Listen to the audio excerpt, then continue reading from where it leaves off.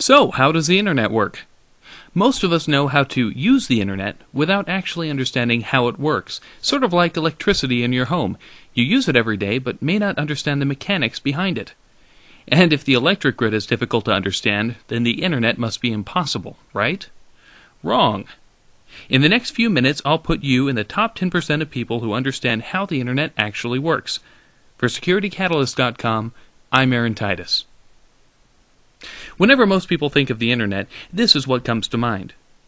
The internet is not a bubble cloud, even in the new age of cloud computing.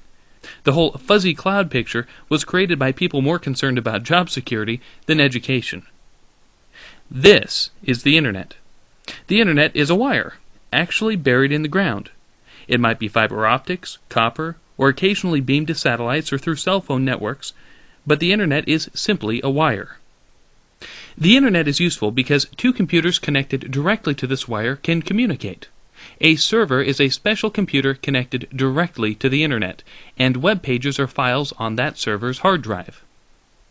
Every server has a unique Internet Protocol address, or IP address. Just like a postal address, IP addresses help computers find each other.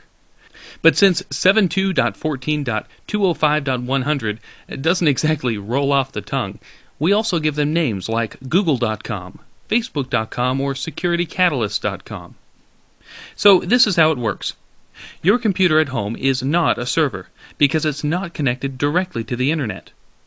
Computers you and I use every day are called clients, because they're connected indirectly to the internet through an internet service provider. Here we'll pretend that this is my home laptop and I'm using DSL. Now let's pretend that I want to visit AOL.com, which is coincidentally both a server and an ISP. I hop onto my laptop with DSL, go through my ISP, onto the internet, and look at AOL.com. My computer connects with AOL.com, and I can look at its web pages. Now let's say that I want to send an email to Aunt Ruth. Aunt Ruth has AOL dial-up from home, and I've got a Gmail account. I log on to gmail.com and compose a message to Aunt Ruth's email address, auntruth@aol.com. Once I click send, gmail.com sends the email to aol.com. The next day, Aunt Ruth dials into AOL servers and retrieves the email. Whenever an email, picture, or web page travels across the internet, computers break the information into smaller pieces called packets. When information reaches its destination, the packets are reassembled in their original order to make a picture, email, web page, or tweet. Okay, so imagine you're at work sitting next to your boss, and you're both surfing online. Your boss is doing market research, and you're updating your Facebook profile. You're both sending packets back and forth over the internet. But what's to keep your packets from accidentally ending up on your boss's screen? That could be embarrassing. The solution to that problem is IP addresses and routers. Everything connected directly or indirectly to the internet has an IP address. Everything. That includes your computer, servers, cell phones, and all of the equipment in between. Anywhere two or more parts of the internet intersect, there's a piece of equipment called a router.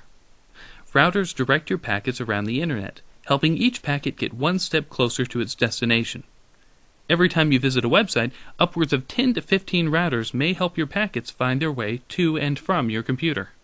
Imagine each packet as a piece of candy wrapped in several layers. The first layer is your computer's IP address.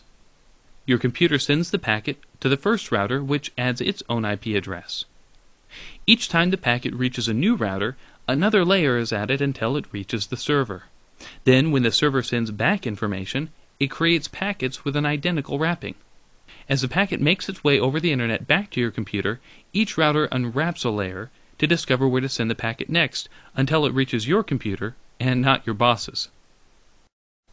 And that's how the internet works, in 5 minutes or less. And you're now easily in the top 10% of people who understand the basics of the internet.